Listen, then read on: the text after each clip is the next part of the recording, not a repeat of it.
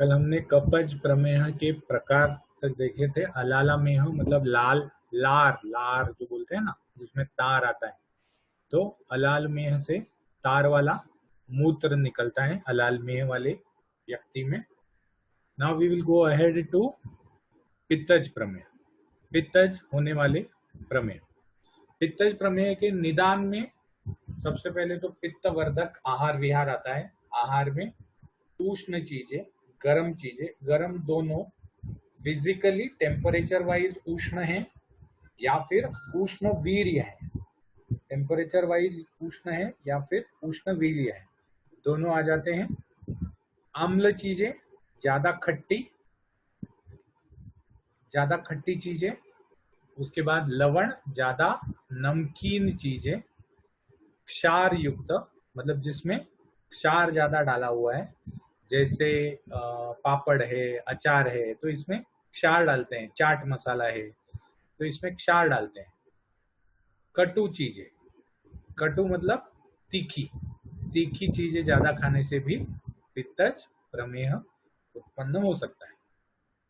अजीर्ण अवस्था में भोजन, हमारा खाना अगर पचा नहीं हो और हम फिर से, जिसको हम कहते हैं ना कि हम अगर कॉलेज में हैं और हम घर से नाश्ता करके आए हैं और फिर कोई हमारा फ्रेंड कहता है कि अरे चल मैं कैंटीन जा रहा हूँ, एक एक समोसा खा लेते हैं, तो हमको भूख नहीं है, उस हमारा जो पुराना नाश्ता है वो भी पचा हुआ नहीं है, भूख नहीं है, और ऐसे अवस्था में अगर हम फिर से भोजन ले लें, ऐसे अवस्था में हम फिर से भोजन ले लें तो भोजन अम्लावस्था में चला जाता है। पुराना पचा हुआ नहीं है और नया खा लिया तो अम्ल अवस्था में चला जाता है। इसीलिए अजीर्ण अवस्था में भी भोजन पित्तज प्रमेह को उत्पन्न करता है। विषम भोजन, विषम भोजन में हम दो प्रकार ले सकते हैं। एक तो विरुद्ध भोजन ले सकते हैं, उसके साथ साथ विषम मतलब कभी बहुत ज्यादा खाना और कभी बहुत कम खाना।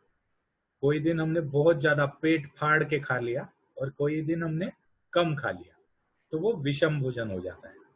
विहार में पित्त प्रकोपक विहार आ जाता है, जैसे तीव्र धूप में जाना, ज्यादा धूप में चलना, ज्यादा धूप में काम करना, अग्नि के पास काम करना, संताप, हमेशा इरिटेटेड अवस्था में काम करना, और क्रोध, हमेशा गुस्सा रहना, और श्रम मतलब बहुत परिश्रम करना।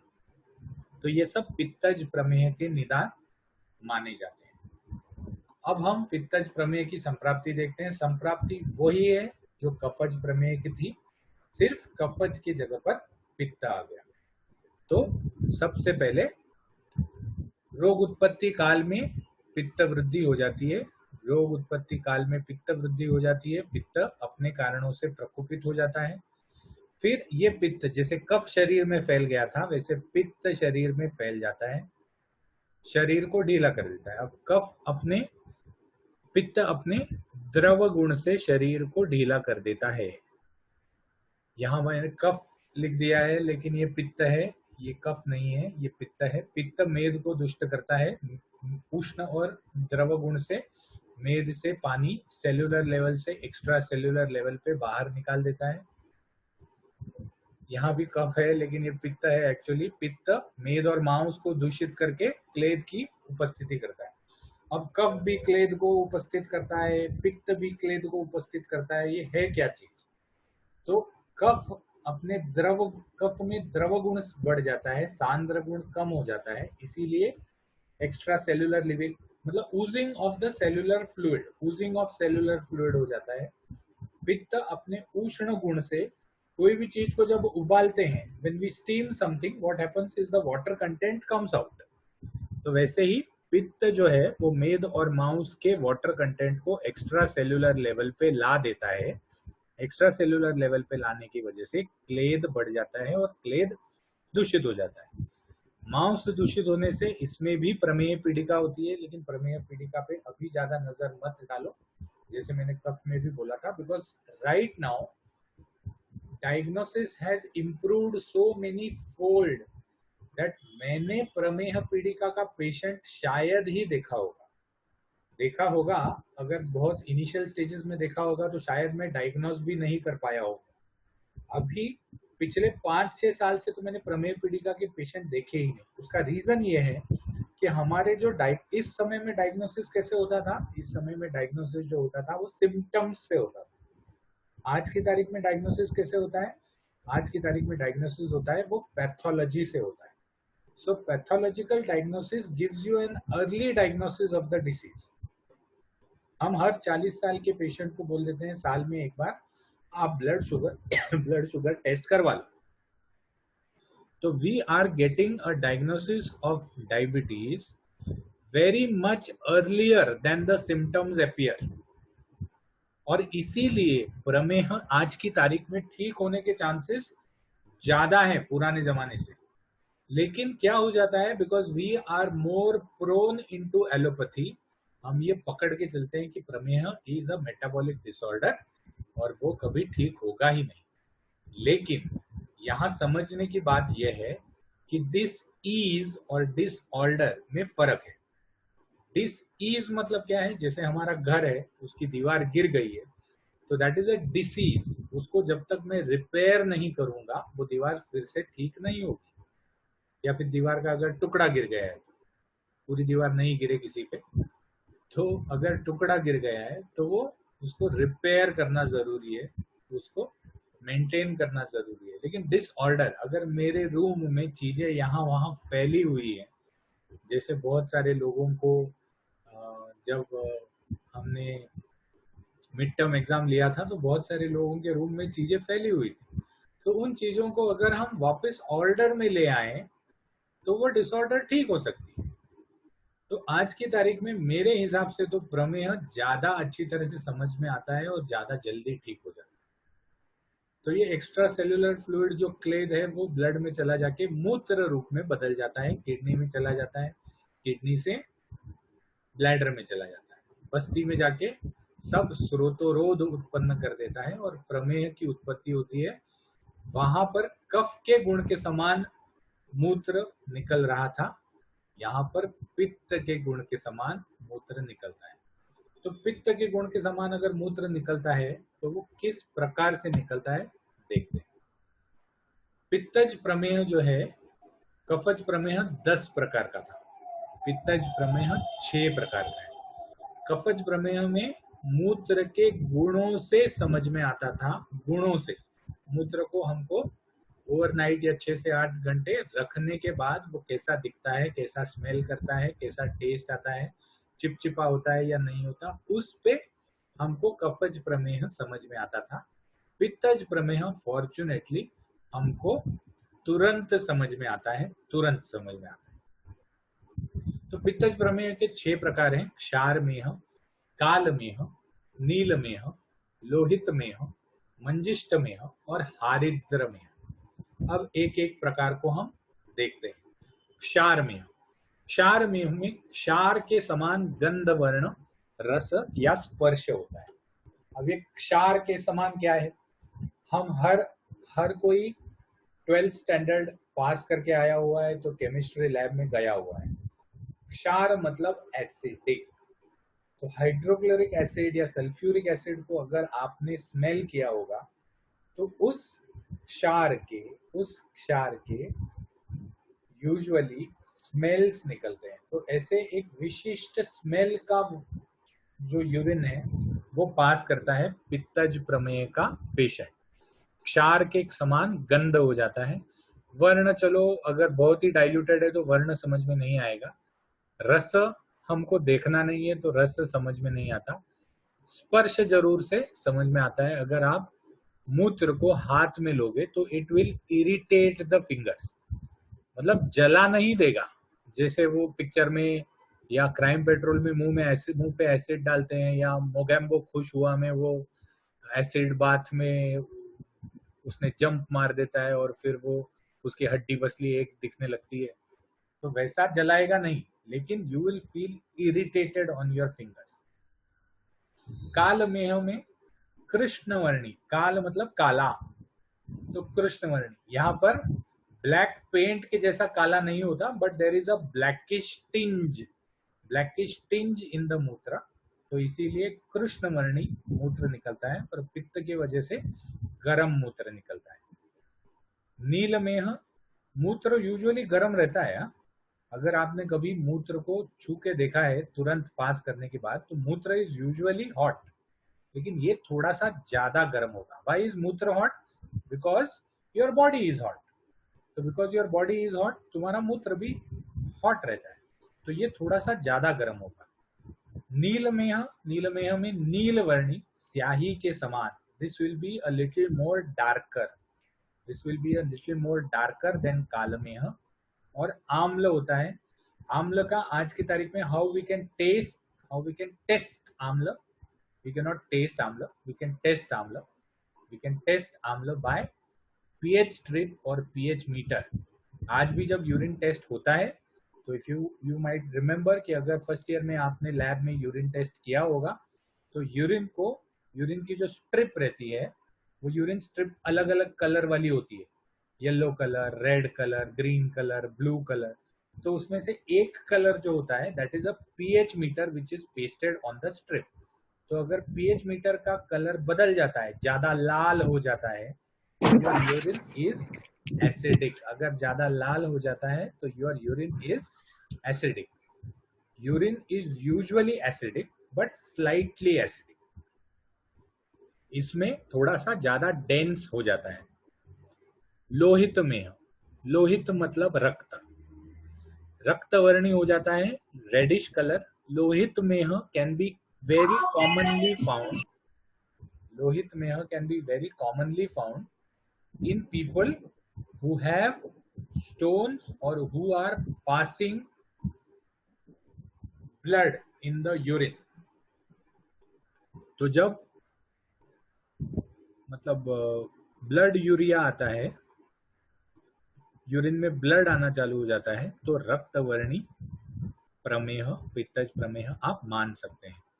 लवण रस अधिक होता है। ऑफ कोर्स लवण रस हम टेस्ट करके तो नहीं देखते, लेकिन दुर्गंधी होता है, क्योंकि ब्लड ऑक्सीडाइजेस, नेक्रोस हो जाते हैं ब्लड प्लेटलेट्स और ब्लड कॉर्पस्कल्स, और जिससे दुर्गंध आना चालू हो जाता है। मंजिष्ठ में, मंजिष्ठा का क्वाथ, मंजिष्ठा का क्वाथ जो होता है वो लाल नहीं होता, वो ऑरेंज होता है। तो मंजिष्ठा के क्वाथ के कलर का हो जाता है ताम्रवर्णी, तांबे के पात्र के जैसे। और हरिद्र में हमें हल्दी के पानी के जैसा पीला हो जाता है।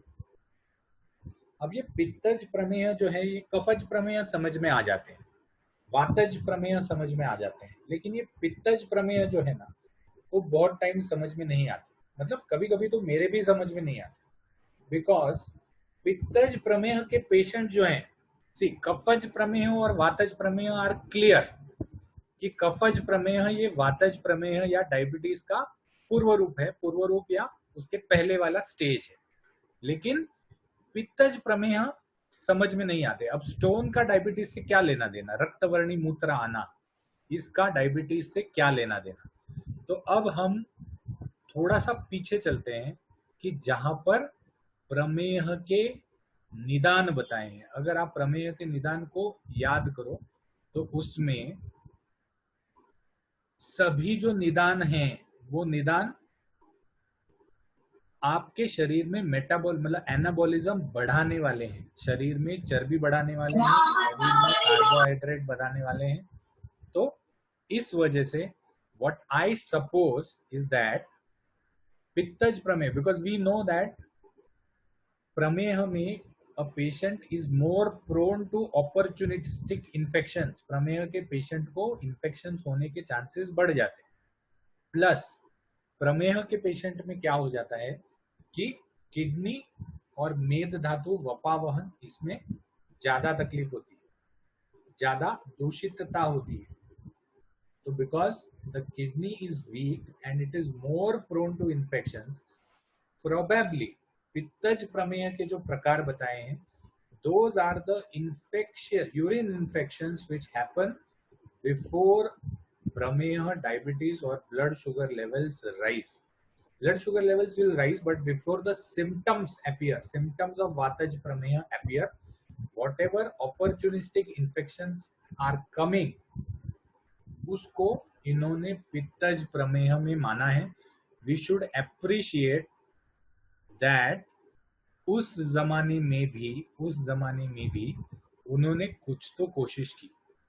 तो पित्तज प्रमेह according to me are the opportunistic infections which come in the kidney or the urinary system because of rise in sugar levels। ये तो आप सबको पता है कि शुगर लेवल कार्बोहाइड्रेट जैसे ही शरीर में ही क्यों, बाहर भी अगर कार्बोहाइड्रेट और पानी राइज हो जाता है। एक एक्सपेरिमेंट शायद सब लोगों ने किया होगा स्कूल में, जब फंगस पड़ा होगा तो उस एक्सपेरिमेंट में हम क्या करते थे, हम पाव के 2 टुकड़े लेते थे, ब्रेड के 2 स्लाइसेस लेते थे। एक स्लाइस को हम सूखा रखते थे और एक स्लाइस को हम गीला कर देते थे। तो जो गीला स्लाइस है उस पे फंगस जल्दी से ग्रो हो जाता था, मेरे जो सूखा स्लाइस है उस पे फंगस धीरे धीरे ग्रो होता था। मतलब गीला स्लाइस जो है वो तीसरे दिन पूरा काला हो जाएगा, मेरे सूखा स्लाइस जो है वो तीसरे दिन पूरा काला नहीं होगा, लेकिन उसमें ब्लैक डॉट्स आना चालू हो जाएंगे। तो this is what is proposed कि sugar levels are rising, your clay, that is the wetness in the body is also rising, therefore opportunistic infections are more common in प्रमेह, क्योंकि शुगर कार्बोहाइड्रेट भी rise हो रहा है और plus आपका क्लेद भी rise हो रहा है, your water content, your extra cellular fluid is also rising. Now what is the difference between intracellular and extra cellular fluid? Simple है, intracellular fluid is inside a cell wall, extracellular fluid is not inside a cell wall, therefore intracellular fluid agar rise ho bhi gaya तो there is a cellular defense mechanism which will prohibit any infections, but that is not the case with extracellular fluid। तो इसीलिए most probably all these pittaj prameha are the stages in which the pramehi patient gets infection in the urinary tract. हमने ये पहले ही देख लिया था कि प्रमेह जो है वो वृक्क, वपावहन, मेद, इन 3 चीजों से बहुत रिलेशन रखता है। सो दैट इज वाई कफज प्रमेह के बाद पित्तज प्रमेह उत्पन्न हो सकता है, और दोनों प्रमेह वैसे ही अगर बिना चिकित्सा के रह गए तब वातज प्रमेह उत्पन्न हो सकता है। तो मेरे हिसाब से ये जो पित्तज, कफज और वातज प्रकार बताए हैं ये अलग अलग प्रकार नहीं है, ये एक ही व्याधि की स्टेजेस है। पहले कफज प्रमेह उत्पन्न होता है, फिर अगर शुगर वैसे ही बढ़ी रहे और वैसे ही अगर क्लेद बनता रहे, यूरिनरी सिस्टम में दुष्टि होती रहे तो अपॉर्चुनिस्टिक इन्फेक्शंस आ जाते हैं और पित्तज प्रमेह हो जाता है, which is not the case with other व्याधि। वातज ज्वर, पित्तज ज्वर, कफज ज्वर अलग अलग है, उनके कारण अलग हैं, उनका सब कुछ अलग है, ट्रीटमेंट भी अलग है।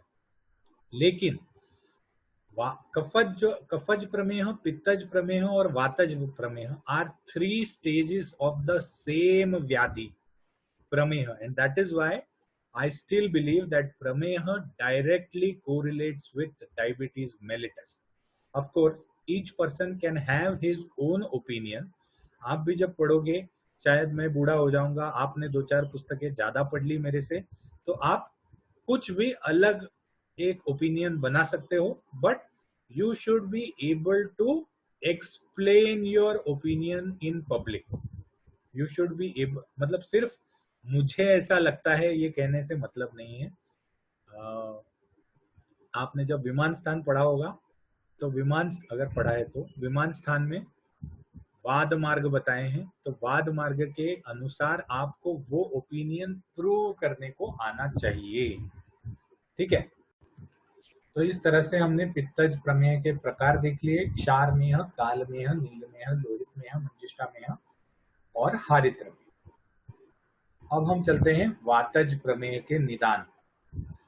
वातज प्रमेह के निदान में आहार में रुक्ष, कटु, कषाय, तिक्त, लघु और शीत। रुक्ष मैंने बता दिया, रुक्ष इसमें पानी सोखने की कैपेबिलिटी ज्यादा रहती है। कटु मतलब तीखा चीज, कषाय, तिक्त, लघु चीजें और शीत चीजें अगर खाएंगे तो वातज प्रमेह उत्पन्न हो जाता है।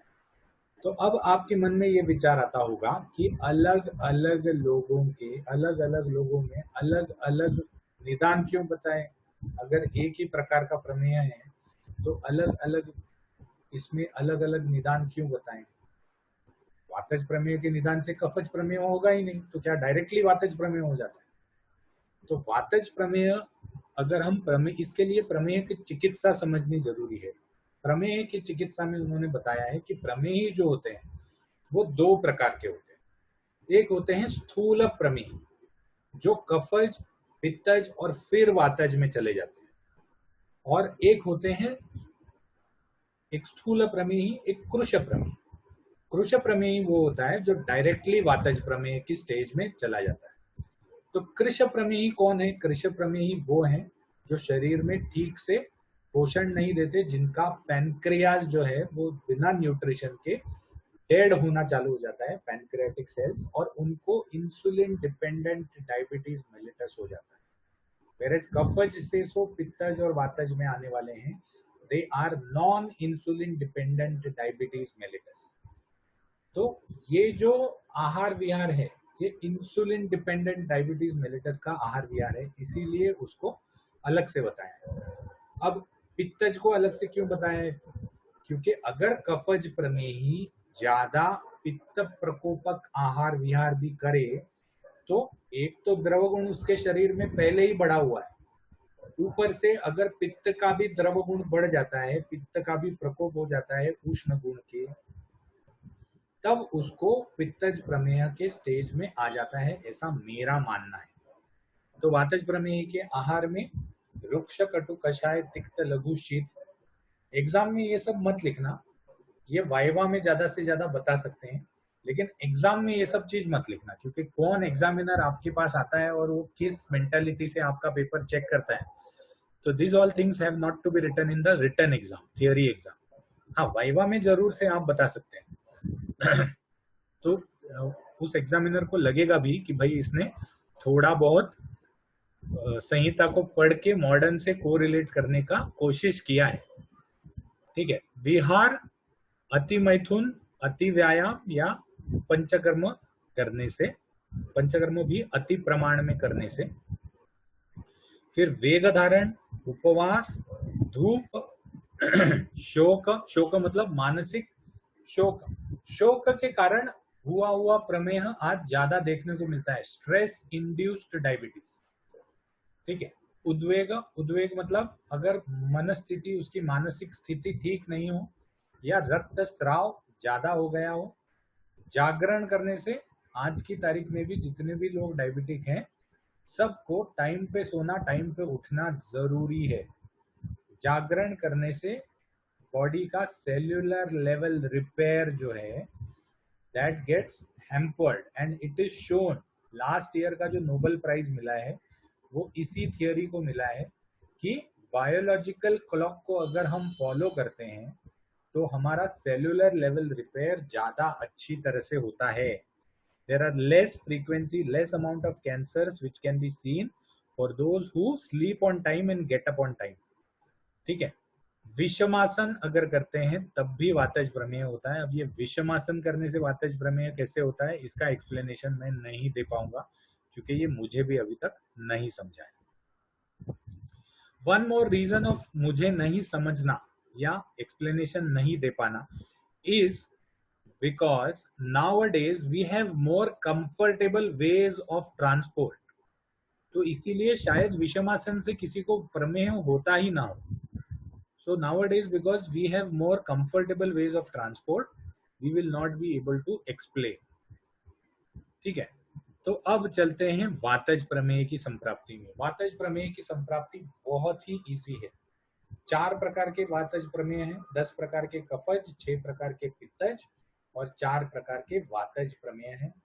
वसामेह, मज्जामेह, वसामेह, मज्जामेह, हस्तिमेह और मधुमेह। वसामेह में वायु वृद्ध होके शरीर में वसा को बस्ती में ले आता है, और वसामेह उत्पन्न करता है। वायु वृद्ध होके मज्जा को बस्ती में ले आता है और मज्जामेह उत्पन्न करता है। वायु वृद्ध होके लसिका को बस्ती में ले आता है और हस्ती मेह उत्पन्न करता है, या इसको लसिका मेह भी बोला है किसी किसी आचार्य ने। और वायु वृद्ध होके ओज को बस्ती में ले आता है और मधुमेह उत्पन्न कर लेता है, ये मधुमेह कहा जाता है। ठीक है, आज की तारीख में जो terminal stages of metabolic disorder है विच आर नॉन रिग्रेसेबल, जो वापस नहीं आ सकते, वो हम इन चारों में से किसी एक में डाल सकते हैं। ज्यादा करके हम पेशेंट जो ट्रीट करते हैं वो मधुमेह में ट्रीट करते हैं, बाकी तीन में नहीं करते।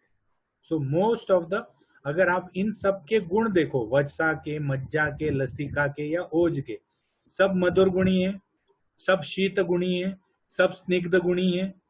तो इसीलिए जब द्रव रूप क्लेद के साथ जब स्निग्धता भी शरीर से बाहर जाना चालू कर देती है, तब धातुओं में सीवियर लॉस या सीवियर शैथिल्य आ जाता है, और उसके वजह से ये चार वातज प्रमेह उत्पन्न होते हैं।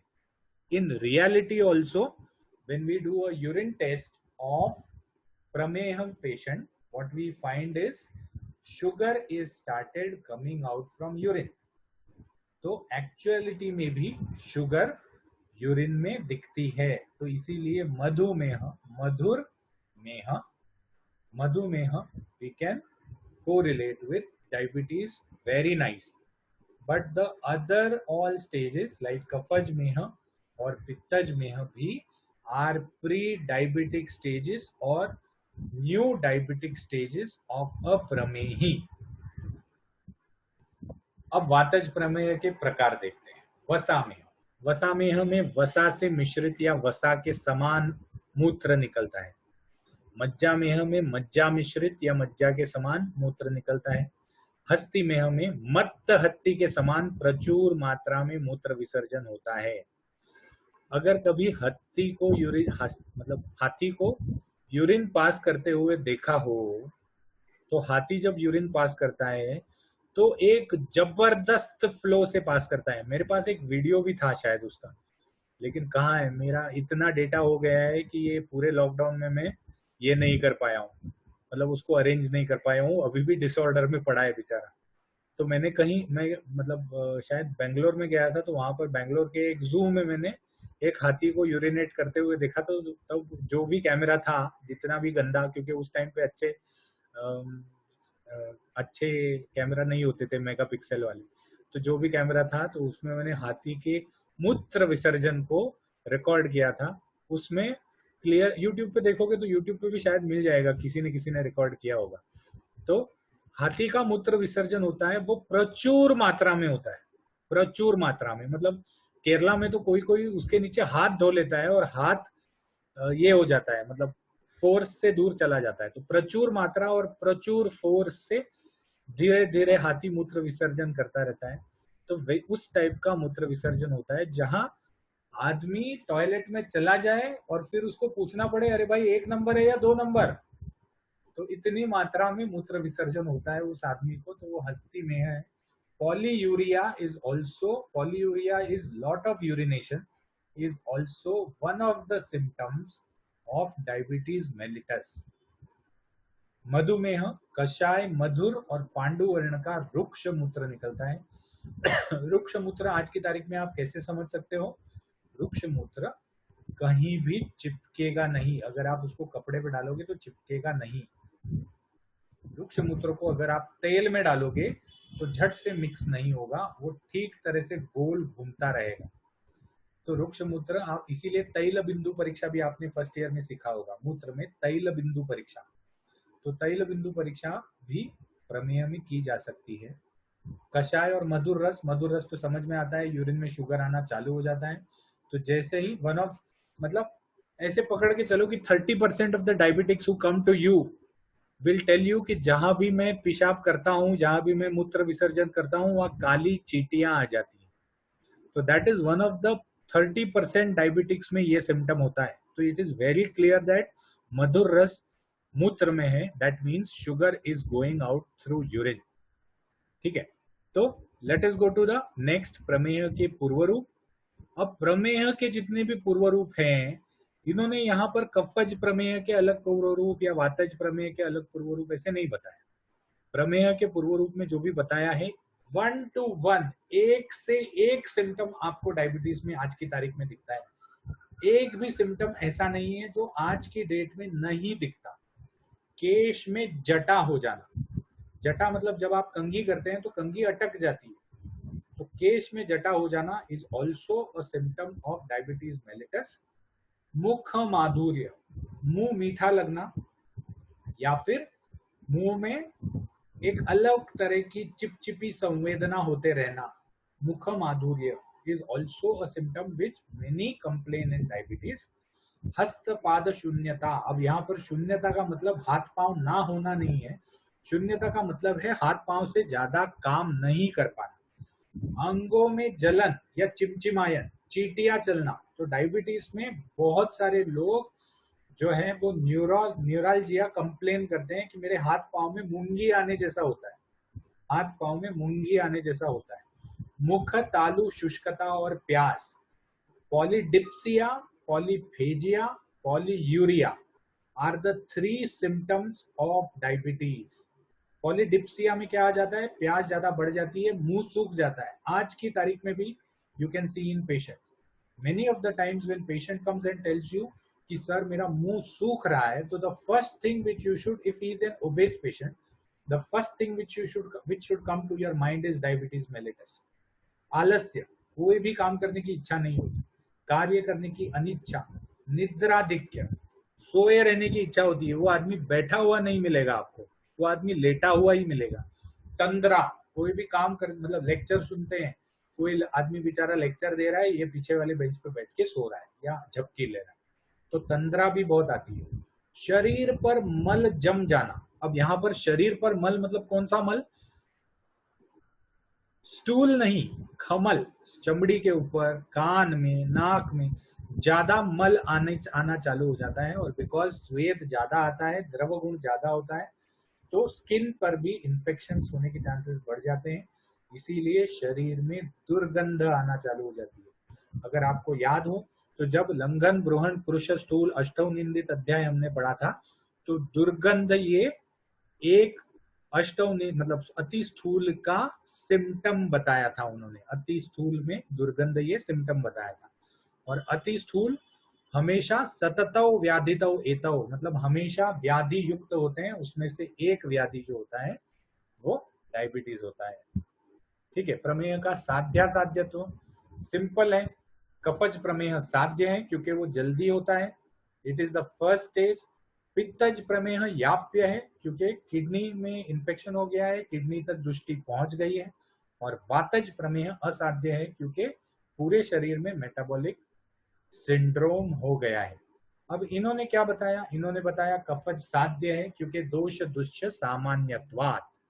ये स्लाइड पे हम बंद कर देंगे, we will not continue the lecture.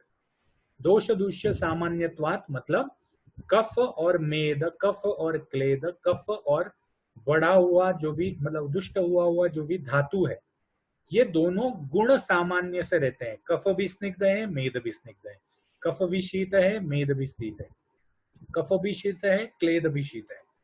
तो दोष दुष्य सामान्य होने की वजह से जब आप कफ को दूर करने की दवा दोगे तो उस धातु की दुष्टि भी चली जाएगी। और स्थान विपरीत होता है, स्थान विपरीत होता है मतलब कफ जो होता है वो ऊर्ध्वगत होता है, बाकी जो क्लेद वगैरह होता है वो अधोगत होता है बस्ती में। तो इसीलिए स्थान विपरीत होने से कफज प्रमेय साध्य है। दोष दुष्य असामान्यत्वात् पित्त उष्ण है, बाकी सब धातु शीत